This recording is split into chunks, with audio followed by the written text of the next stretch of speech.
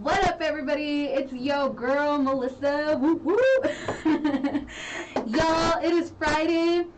Y'all, we're gonna make it happen today, okay? As you know, your girl could not get the watch party started last week. I didn't know how to do it. No one explained to me. Facebook didn't give me a notification that they changed how you start watch parties. So today, I'm gonna figure it out, y'all, on how to have a watch party so y'all can see it. Hold on. So hang in with me, and we're gonna start my interview before once I get this watch party, okay? Then I gotta find me. If you don't know how to do it, let me walk you through it.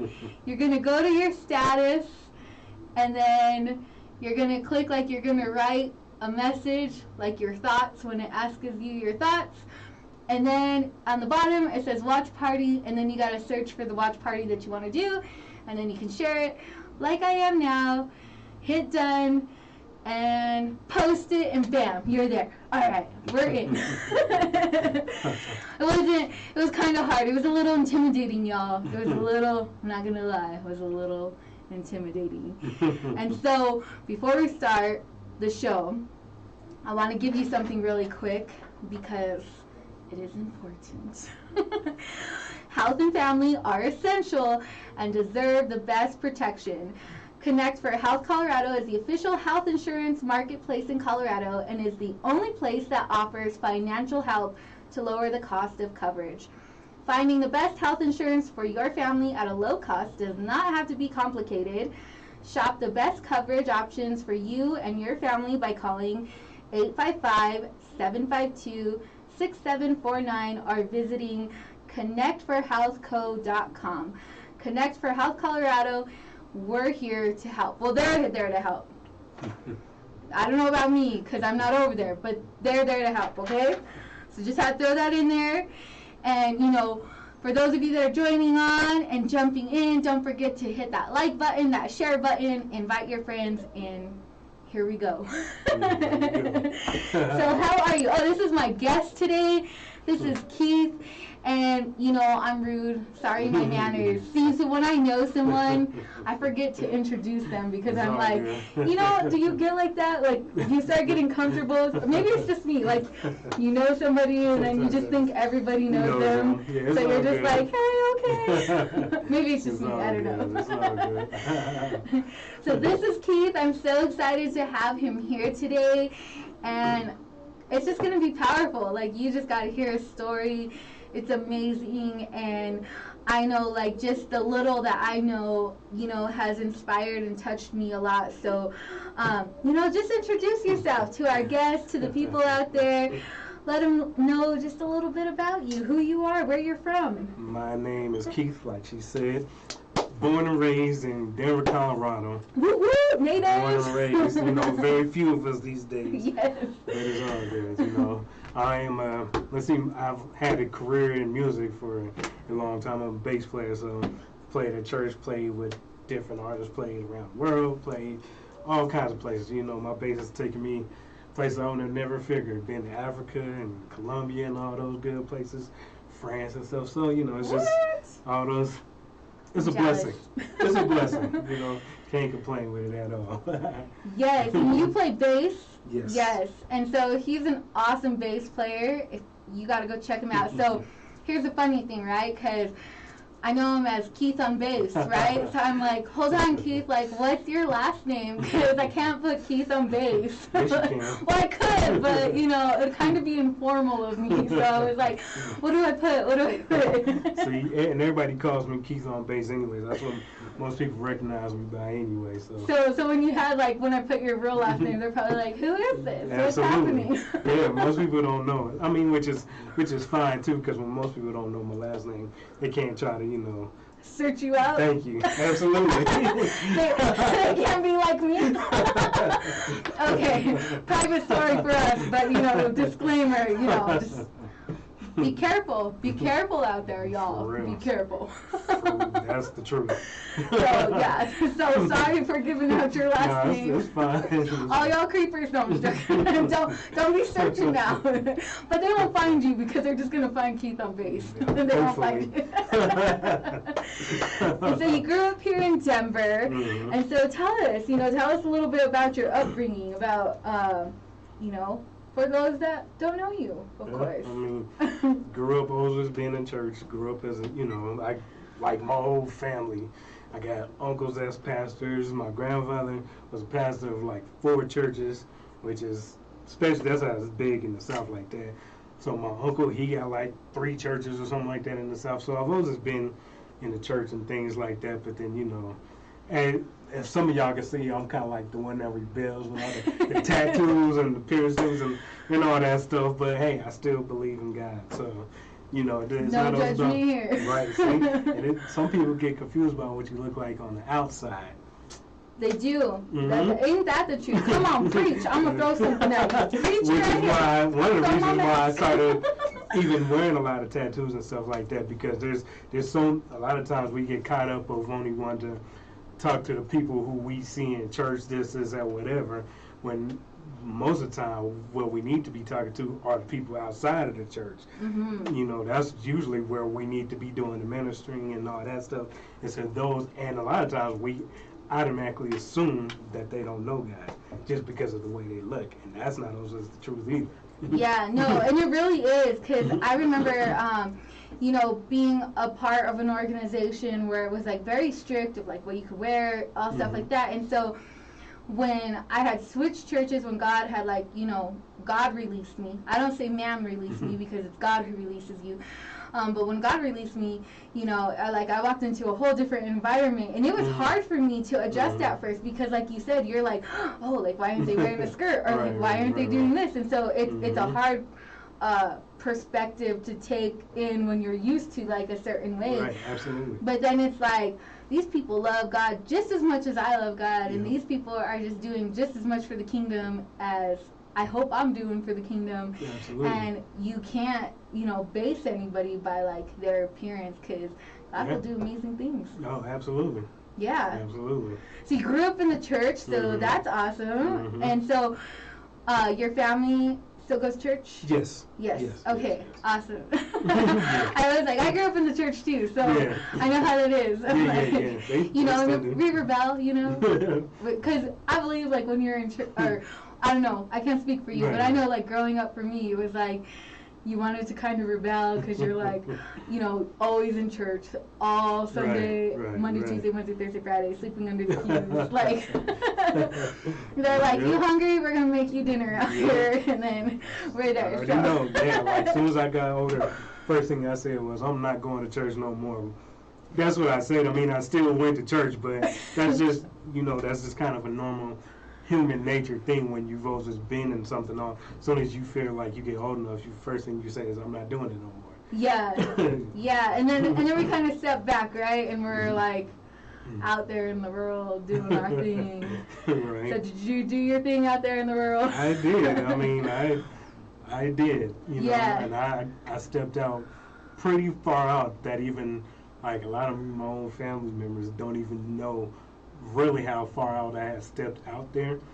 But kind of God still was with me, don't get me wrong there, but I had so many different things that had taken place that I just kind of, I stepped way out there. And most people won't even believe it. And when they look at me, they don't believe that's where I kind of was at. But what brought me back is I was getting ready to go on tour with a gospel group in Florida, and I told myself, and I said to God, I said, before I go on this tour, I want you to get me back right again, because I don't want to go out there on this tour living the lifestyle I was living at the time. Yeah. And from that point on, he pretty much brought me out of that lifestyle or whatever. And like I said, most people, when they look at me, won't believe it when I tell them. They're like, yeah, right. I'm like, for real, that's where I was at. But, yeah. it is what it is, you know. Yeah. So tell me, the story of that, like where it started, because I'm assuming that's where it started from your story, Well, or of the process of it, like going on tour with the gospel.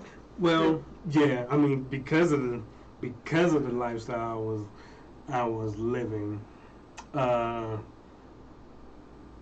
did not want to, because I know how much music and stuff, whether it's secular, gospel, whatever, how much it influences what people listens to, and I know with me being a musician, I can alter people's thoughts and stuff just from the music I play. I didn't want to be somebody living in such a bad lifestyle, sending a message that I wasn't even really living. You know what I'm saying? And I know there's a lot of people who don't care, but I didn't want to be out there trying to push a lifestyle that I wasn't living for myself. Even though I had grew up in the church and all that stuff or whatever, but when I had went through a really bad marriage and things like that, which kind of sent me into a spiral at such a young age, that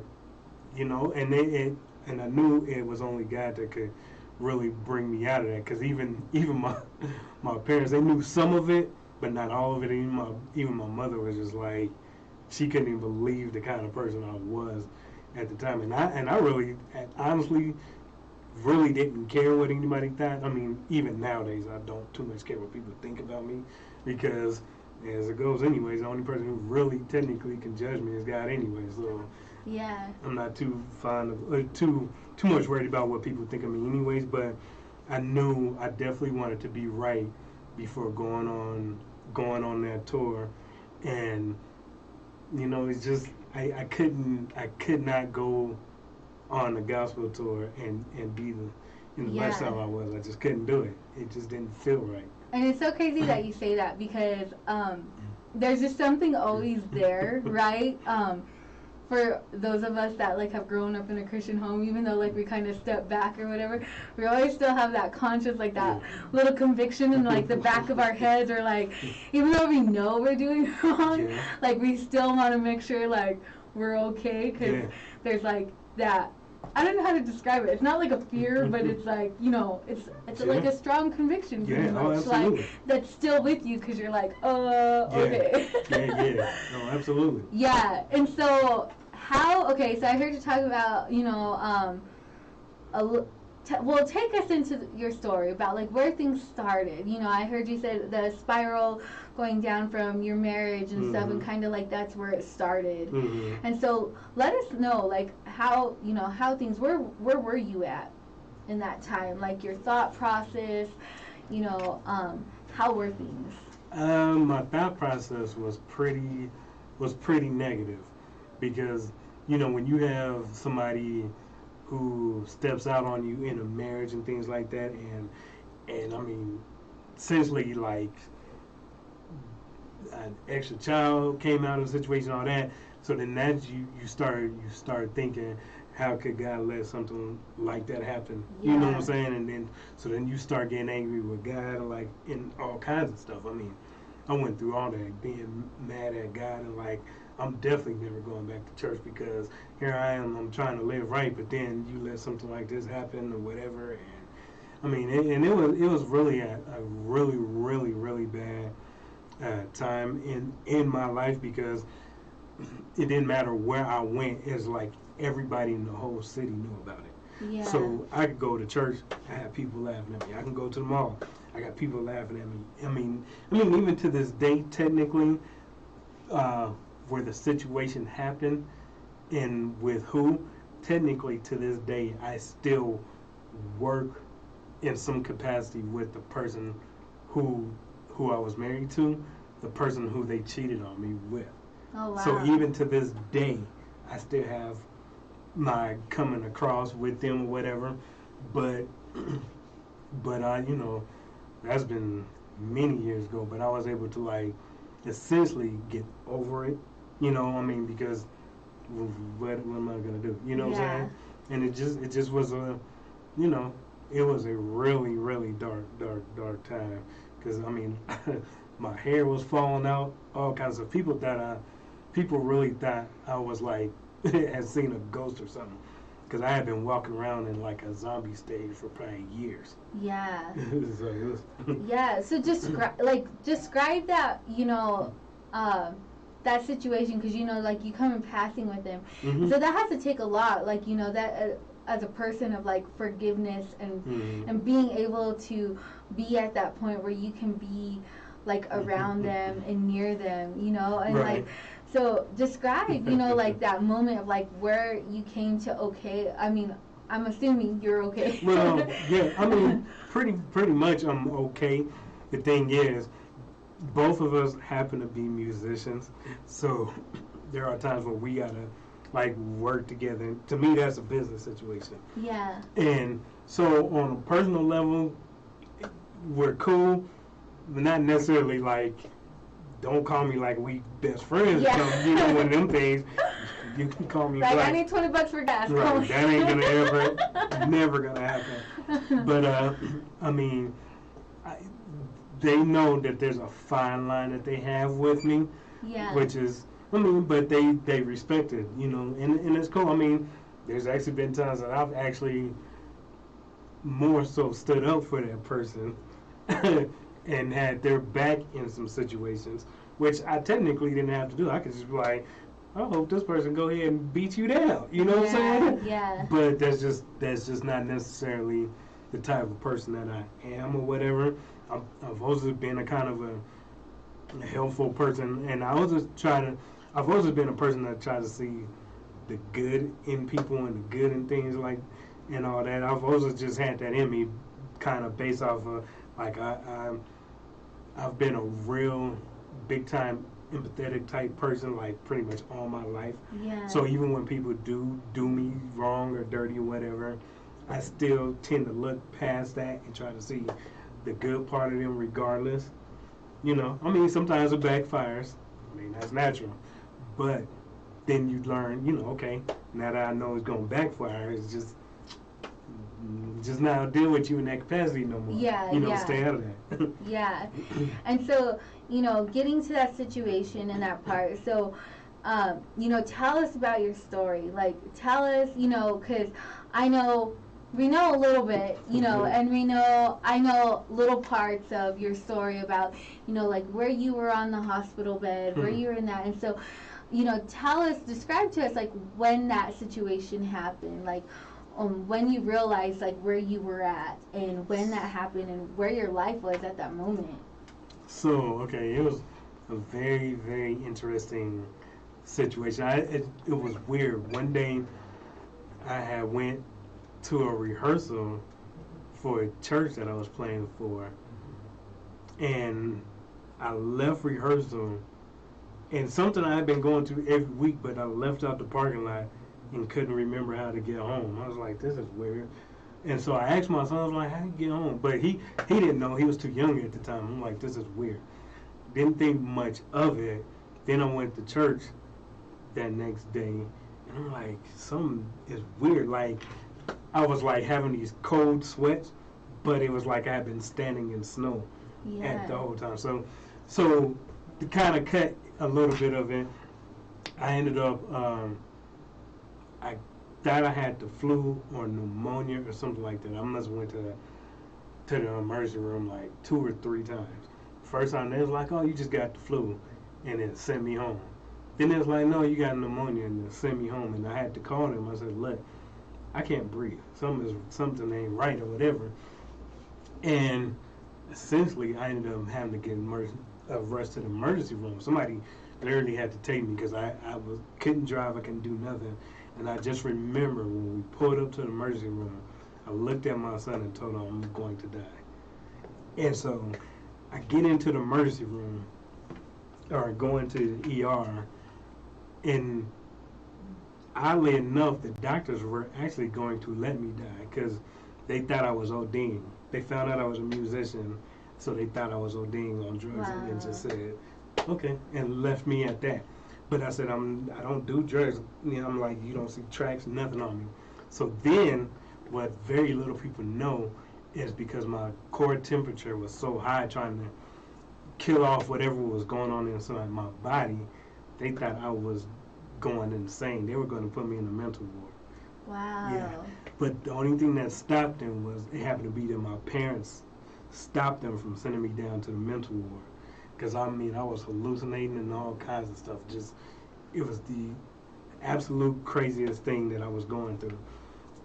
So, and to kind of like cut through some of the stuff or whatever, I never forget in one of the hospital beds I was laying in when they still was trying to figure out what was going on.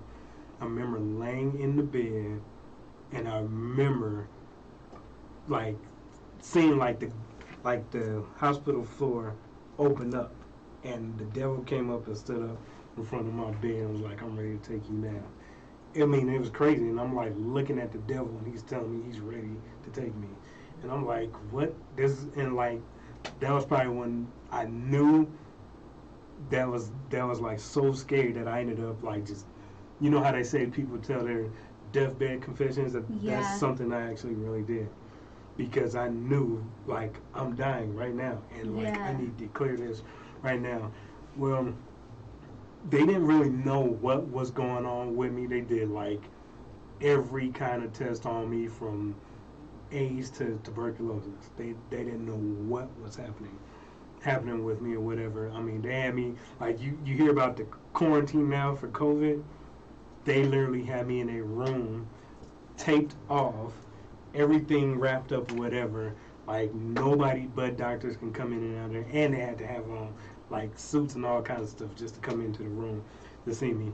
So essentially, once I kind of get into like, I ended up being hospitalized, whatever. They had to put me in the hospital. Now, where it really got very, very scary for me was when the doctors, once they kind of knew what the problem was, they kept saying, you should be dead. Like, every day, they were like, yeah, you got somebody for the power of your attorney because you should be dead right now. Then I would have the priest would come by, wanting to know if I wanted my last rites read and all kinds of stuff. And I'm thinking, y'all got to be kidding me. Are you serious right now? And then the next day, here comes the doctor looking at my papers. Do you have a power of attorney? Because you should be dead right now. And then here comes the priest again. You want your last rites? And probably the first time I was in the hospital for was about a week and a half. So imagine this being told to you every day. Yeah, they're basically speaking death over you. Yeah, and I'm thinking, huh? So essentially what came down to it was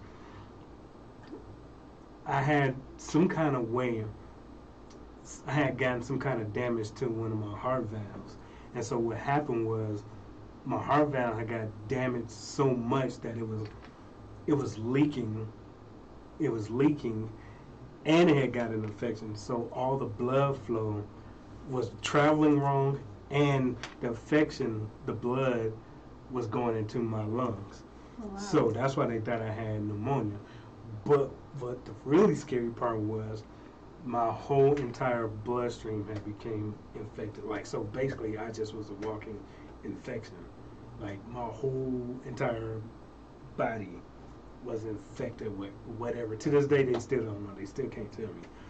And so, you know, just when you kind of like laying in a hospital room, and for a while, they wouldn't even let nobody in to see me. But then even then, very few people even did come see me. Like my parents, they came to brought my son. My daughters came to see me like once. But you kind of learn who your friends are. Mm-hmm. Because like people who I played for years or did stuff with for years never showed up. Yeah. Not one time. You know, their only concern was, oh, will I be okay enough to play for them in like 2 weeks? Like, they're telling me I'm dying here. What do you mean? Can I play for you in 2 weeks or whatever? And so, you know, just having a doctor tell you over and over that you should be dead right now, is like a very scary thing. Like so, like yeah, like right now, COVID is pretty serious.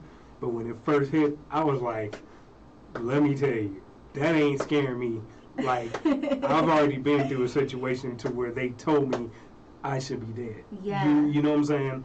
I should be dead. Even the priests were like, you should be dead. Like, and so, you know, I knew it was only God that could even pull me out of that. And it's a trip because people make fun of me because I take so many pictures and put them on Facebook these days. Oh, you take this selfie nation. You take all the selfies you want. Yeah, Selfie. you better know it, and I do it because I'm not really a fan of pictures, but when I think back to what I looked like when I was in the hospital, I learned like I remember right before I left out of the hospital, I looked in the mirror and I was like, I look like death. And from that day on, I've been like taking a picture every day just to see what my progress was or whatever. Like yeah, I don't have an old picture, but I do have. And here's the thing: when I got out the hospital, I still had to have in-home nurse visits every 48 hours for like probably 2 months. Yeah. And they had to come and change out my IVs and all that stuff. So I didn't even know, even when I got out the hospital, if I was going to ever be okay. Like I had to give up playing music because I was too weak. I couldn't even squeeze like a sponge. Like I was so frail and weak or whatever. I couldn't go outside because they didn't know if it was going to damage my immune system, because they literally had to shut down my entire immune system. They tried to clean out my blood, my everything. Yeah. So it was like pretty scary times. Like, and so like when I think back to it, you know, you just like, man, like God really pulled me out of that for a reason. You know what I'm saying? And I'm like, cause I mean, he technically could have just let that. I mean, when you laying in a bed and literally you see the floors open up and the devil's at the end of your bed talking about he's ready to take you. Yeah. That's pretty like. And for a long time, you know, I used to didn't believe people when they said that stuff, but I literally experienced some of that stuff that people say they experience on their deathbed. Yeah. I actually experienced it, which is a trip.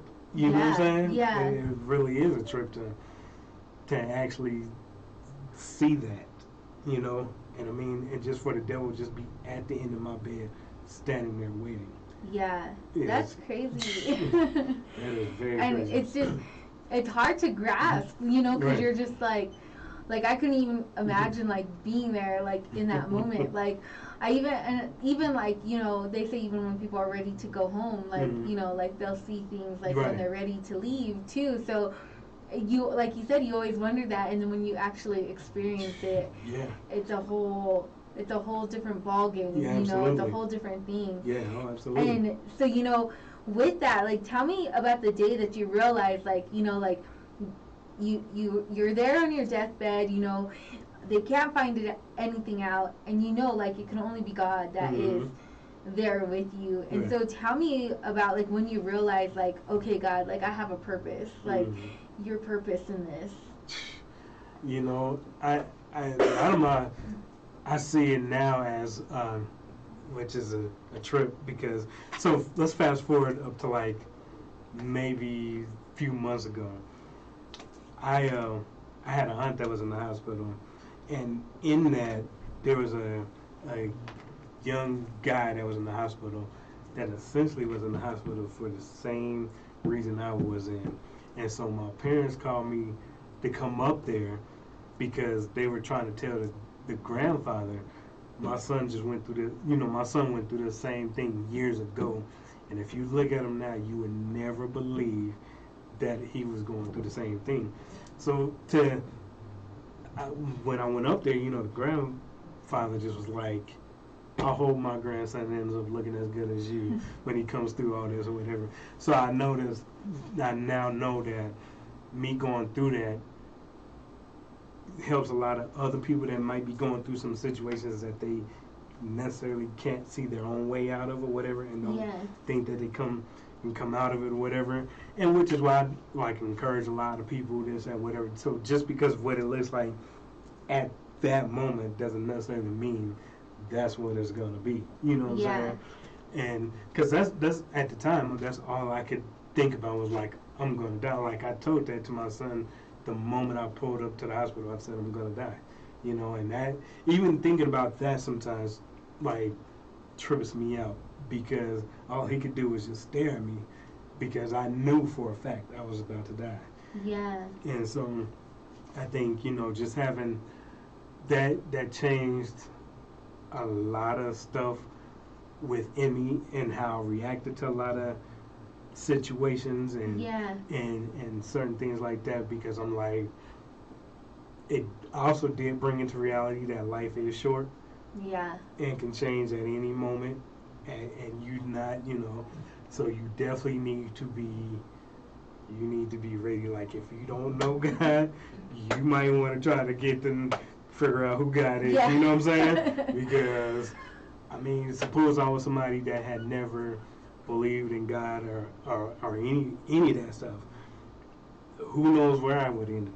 You know? Yeah. You know, who knows? I mean, but the fact that I know God and things like that, whatever, even though I didn't have a lot of people, I mean, I had people praying for me, but I also had to also pray for myself too, you know what I'm saying? Yeah. And ask God, like, to get me out of this, like, what is going on, you know? And this how, you know, I know God got protection with me, like, more than I always know. You know, there's angels with me all the time. Because even, like, the sidetrack from that, there's a car accident that I should have been killed in. And this happened even before that hospital visit. But okay, so that was before the hospital. yes. Okay. So now there's another car accident. Not the one up, not this one. Oh, okay. Sorry. Okay. Yeah, so I got two pretty bad car accidents. So there's a car accident that I had some years ago. All I remember is, okay, I'm driving down the street. I had just left work, driving down the street, rush hour traffic. I remember being at one block, and then everything else went black. All I know is I slammed into two cars head on and veered off and hit a third one head on. The impact brought me back. So now, during the impact, everything slowed down. Like I watched my cell phone fly through the air. I watched the passenger airbag go off. I watched the driver's side airbag go off. And as I'm about to hit the windshield and possibly go through it, Yeah. that's when the airbag went off and threw me back. Now, and everything sped back up. Now, the really weird part is nobody knew how I got outside the car. They found me laying on the sidewalk, but when they got to me, they said they don't know how I got out the car because all the doors were jammed shut. My legs should have been cut off because the dashboard came off. The gas pedals, all that they couldn't even find those. Wow. So they don't even know how I even made it out of the car because everything was jammed shut. Yeah. So, yeah. How'd you get out of the car? I don't know. I have no clue. And it's pretty, you know, anytime that, you know, airbags go off like 100 miles an hour. Yeah. So anytime. And they hurt. Badly. I felt like Mike Tyson punched me in the face. That's how bad that thing. But I'm glad it went off and threw me back from going through the windshield. But to be able to watch both airbags go off means like everything went super slow motion for me to see both of them go off. And then to my most recent car accident. Now, this most recent car accident, I had just left. I had left doing my security job 2-3 o'clock in the morning, and I kind of was doing, well, not kind of, but I was doing Lyft. So I figured, all right, I'm leaving from my security job. I do a Lyft ride on my way home, taking this couple to the airport for a vacation, and me and the passenger were talking, and I never even seen this car coming. He just started saying, "Oh no, get T-boned." Car, I had to keep control of the car for about a half a block from spinning out and all this. Um, Essentially, I mean, I went to 2 ERs, went to a neurologist, so I ended up with a concussion, but I also ended up with a damaged C2 vertebrae. So that's like right under your skull, basically, like I guess like the second one on your like spine. what makes you function, right? It is like one of your main functions, and so just like when I got to my chiropractor, so this is what they explained to me. Suppose you hold, this is how you post up your head supposed to be. Suppose it's a bone wall. You're supposed to be like this. When I got to the chiropractor, I was like this. Wow. And yeah, and my chiropractor said, you know, you're really lucky to be alive, because like you should either be paralyzed neck down or basically dead. So just so, because everybody doesn't know what the C2 is, imagine, so that's the vertebrae that Superman paralyzed, got damaged, and when he fell off the horse or whatever, Okay. which is why he essentially over time died. Yeah. And why he was paralyzed from the neck down. So that's like one of the Thank you most. for your analogy, because I was like, I know Superman. Yeah. See, I was going to say Christopher Reeves, but everybody don't know that. Yeah. So, yeah. I was like, who? See, so Superman. So think about it. Superman fell off his horse and damaged his C2 and was paralyzed from the neck down, and essentially he passed away from that same damage or whatever. And I mean, I still even now, and this probably happened about two years ago, maybe 3. I don't know. I still get side effects from it, whatever. Which is, some of y'all can see me. I got on shades now. I wear a lot of shades indoors because I have light sensitivity because of it or whatever, because of the concussion and all that. But it really does control, like, really your functions, like your breathing and your memory. Like, I had bad memory loss, I was stuttering, all kinds of stuff. And even in that situation, it only could be God that well, I can't even say kind of, that did protect me in that situation, because who would have known? Like, the ERs, they didn't do too much. The neurologist was like, yeah, you may have damage from weeks to years. They don't know. But who would ever thought that my vertebrae was damaged to the point that I pretty much could have died in just that instant? Yeah. Like, so this, yeah. So all them situations caused me to really have a different take on how I handle situations, because, like, I go back, life is so short that it can, like, be taken, like, in a blink of an eye. Yeah. And I think even now, like, people are realizing that even more, like, even with COVID, you know, like, tomorrow's never promised. Absolutely. And even with not COVID, even with not the pandemic, like, there's people who are just dying left and right, like, and you're never promised tomorrow, you know, and so it's like, when you go through those life experiences and you go through those big, you know, moments in your life that transform and change, you know, they basically change the trajectory of your life, of where you go. Absolutely. And so you are, you know, more aware of what's happening. You're more grateful for what's happening, you know, and so what are the next steps that got you from there to here? Being grateful. Seriously. I mean, seriously, that's, you know, and being grateful for every day that I actually do wake up. Like, you know, there's, like, I say, for instance, people always just tell me, oh, you know, I don't like Mondays, this or whatever, and then I go right behind them and tell them, like, look, Mondays are good too. Just Mondays set the tone for your whole entire week. Be grateful for your Mondays, all that, you know. Just, I've learned to be way more grateful, because, heck, I could not be walking today, you know. My whole music career could have ended in that car accident. Yeah. You know, who knows? I mean, grateful that I can still shoot, I can still beat up my son if I need to. No, Take him out. Like, Dad still got one on you. Come on.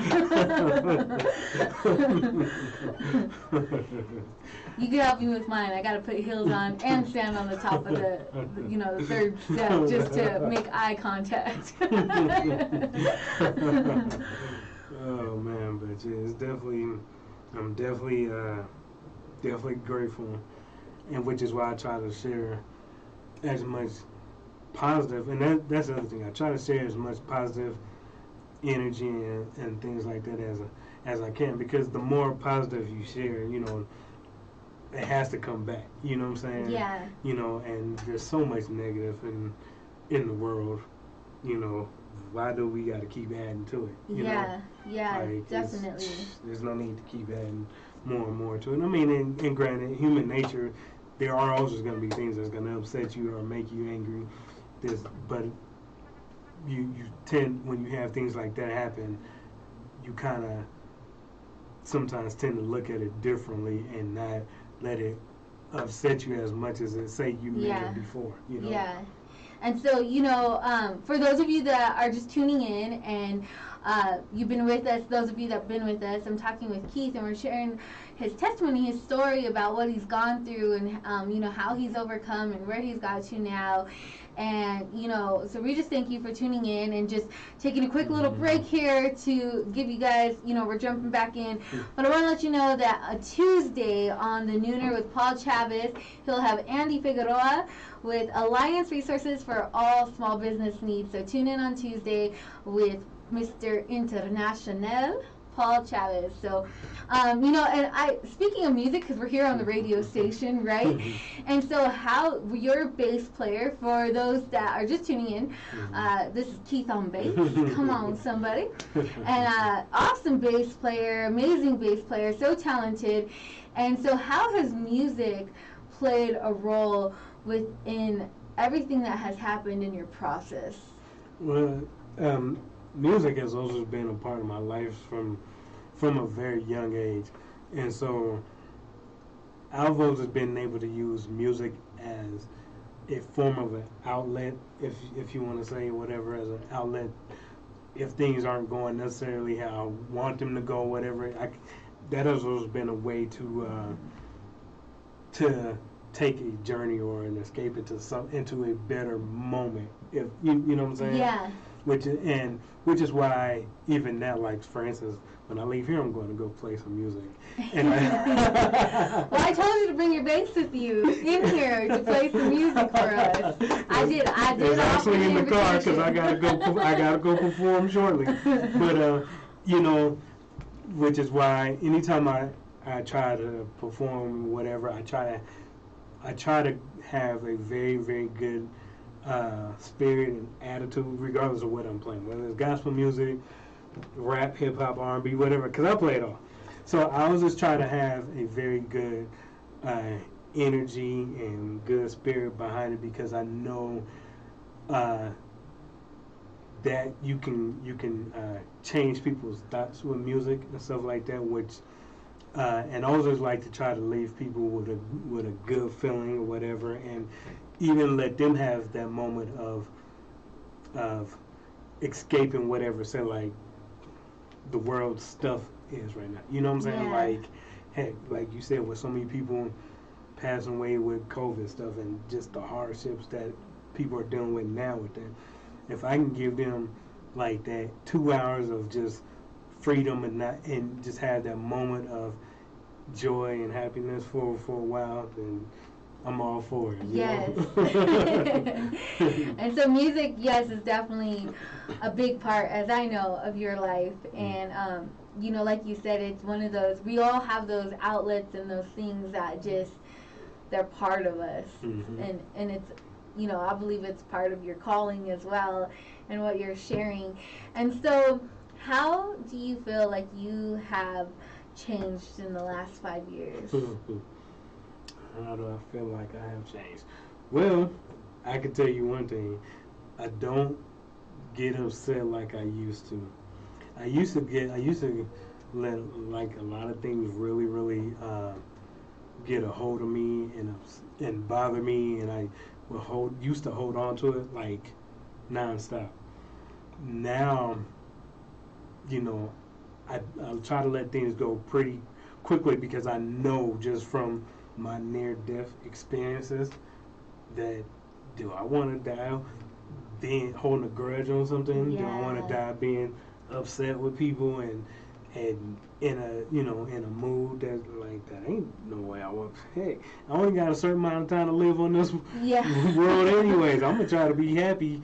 Even if I gotta be happy by myself, you know what I'm saying? out here in the room. Like, I'll be happy by myself without you. I'm gonna drink my water. I'm gonna mind my business. Right, absolutely. And be happy. And that's so good. And one of the things, even with you saying that, being more positive and just always having like a better outlook, one of the things like, it's scriptural too, but my dad has always taught me was like, don't let the sun go down on your anger, and you never know, and I just know from personal experience, like, recently, like, I had lost my brother, and, never being able to say, like, I'm sorry, or apologize, or say I love you again, and holding that, like, right, don't let the sun go down on your anger, because tomorrow's never promised. And I know, like, for me, it was like, you can't ever go back and say those words, right, like, you can't ever say that, you can't make things right, like, there's not another day to, like, make things right. And so always having that positive attitude, always, looking at things in a different perspective, and just having that, great attitude. So I like how you said that about just, being happy. And people get annoyed with people like us, I know at work. I know. They're like, why are you happy all the time? I know. I mean, and then we'll try to do whatever they can to ruin your good vibe or your good. And you're like, for what? I mean, I've had people say all kinds of stuff to me in my face, and I'm just like, okay, well, hey, okay, and keep on smiling, because for what? I mean, there's nothing to be all angry about. There's some stuff that it's not even worth being angry about. Yeah, you're just like, okay, move on to the next. I just drink my Mountain Dew and just keep going. I'm like, okay, just take a sip. I'm gonna be all right. And so, how do you see yourself? How do I see myself? I don't know. I just, Now I'm getting you in with the deep questions. I don't know how I really even see myself. I just see myself as just as a person that just try to, I just try to encourage people, because there's a lot of people that go through a lot of things that won't never say anything. Yeah. And you never know what people are going through, which is why, for me, with a lot of the things that I've been through, whatever, for the most part, I am a private person, but when it comes down to if it's something that might help somebody else, I don't have too much of a problem talking about it or saying it or whatever, because I've been through enough stuff that I don't like to see other people maybe going through some stuff or whatever. So I just, I see myself as somebody that just, I'm a cool person.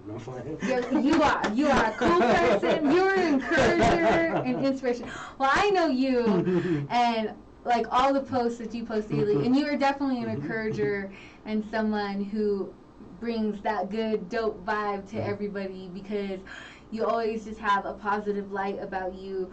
You can see the light that shines within you, and just knowing that, like you said earlier, you're so grateful, just so thankful, and it exudes out of your personality, and you can see that coming out of your personality, and the change that's there, and I know personally, I know where that comes from, but others get to see that light of who is in you, and what shines out, and they're like, what is that? Like, why is he happy?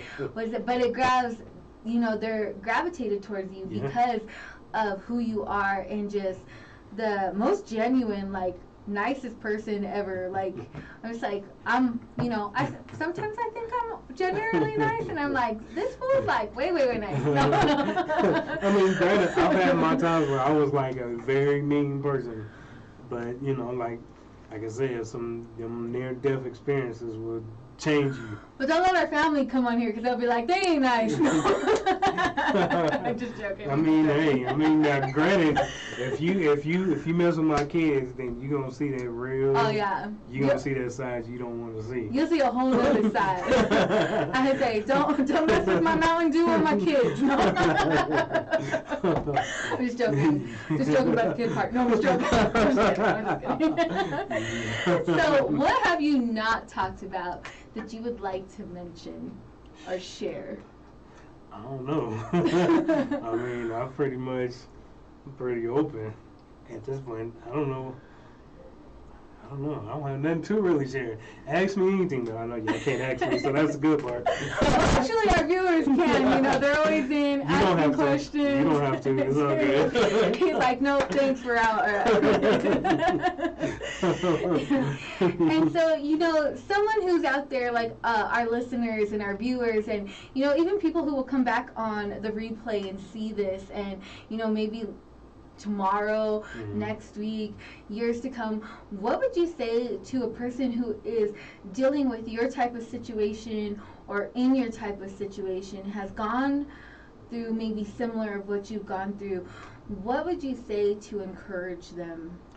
I would just say, like I said before, just kind of what it may look like now doesn't necessarily mean that's what it's going to be in the future. So you have to look past what situation you're in currently at the moment, and just always remember, you're dope, you're amazing, you're beautiful, you're all that. You know what I'm saying? Okay, I don't know how to sing, but I was trying to add in for you. Yeah, I mean, heck, we're all created unique, we're all created in God's image, and so you're dope. That's all I can say. Yes, you are dope, guys. You are dope, for sure, for sure.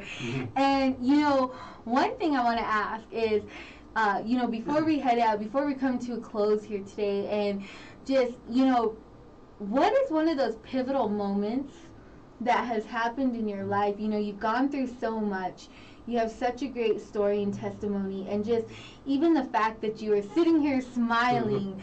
And after all you've gone through, and thank God, right, that we don't look like the hell we've gone through, right? Like, we all have different stories, all different testimonies, but you've been through, like, a lot. And I'm sure there's probably, we're just getting some of the big main parts, There's even other struggles that we all go through that people don't see behind closed doors or whatever it might be. And, what are one of those pivotal moments where you got a word, whether it was like a scripture or someone encouraging you, that impacted you, that you'd want to share?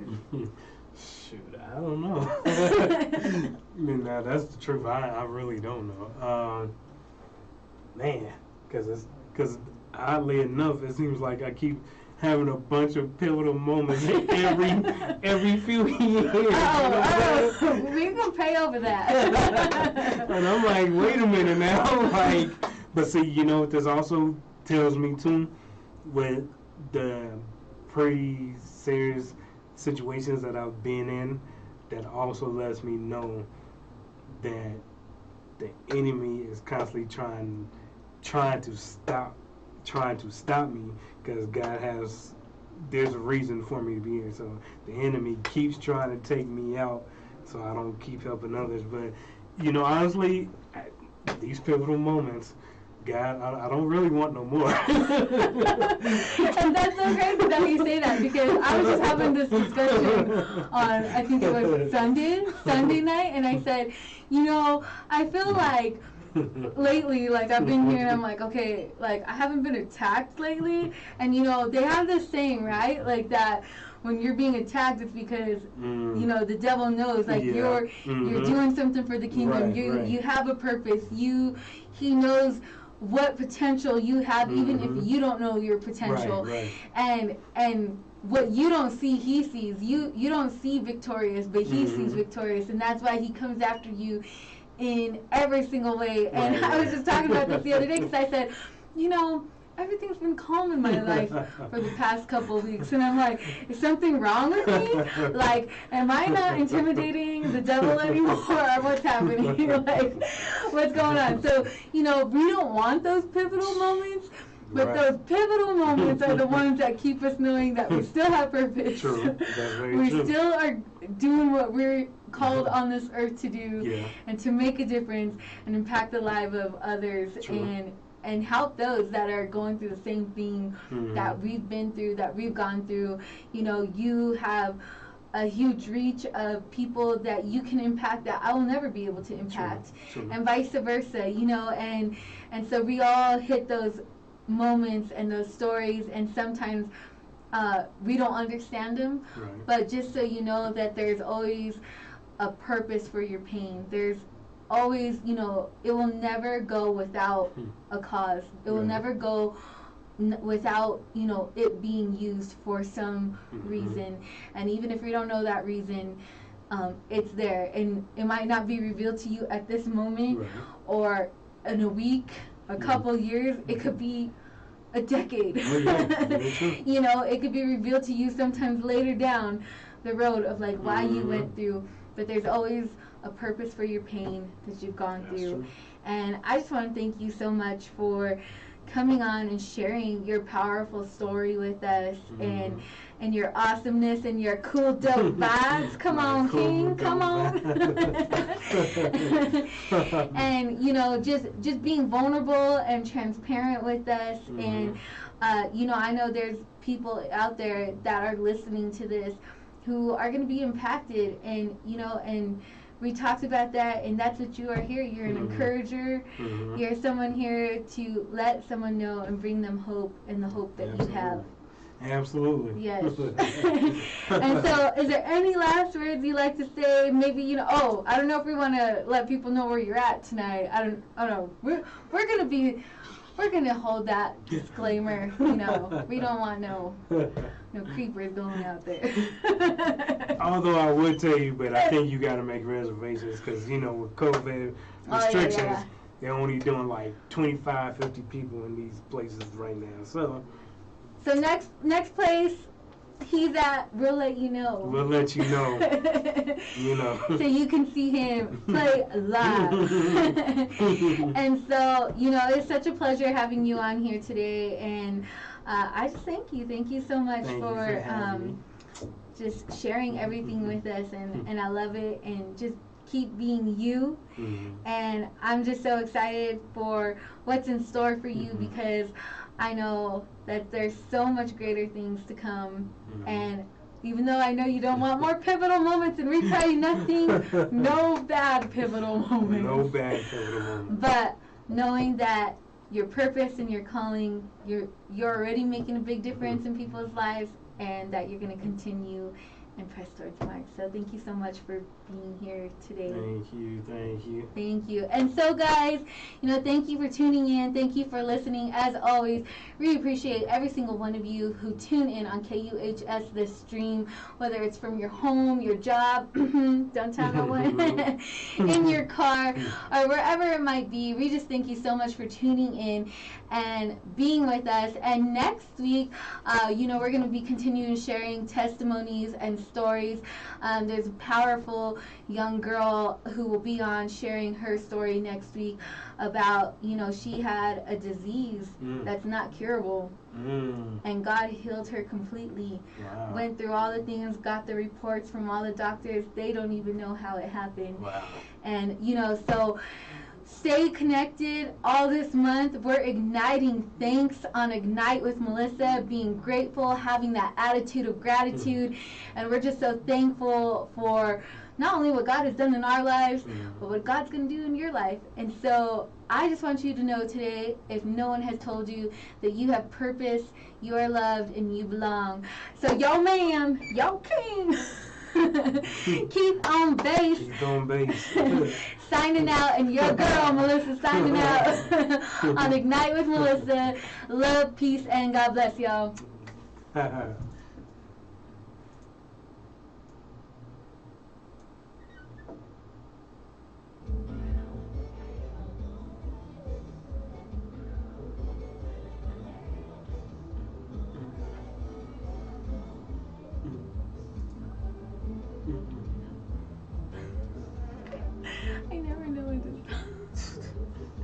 I was just having fun. I know. Be like, let's go around. Y'all get to see the behind the scenes stuff.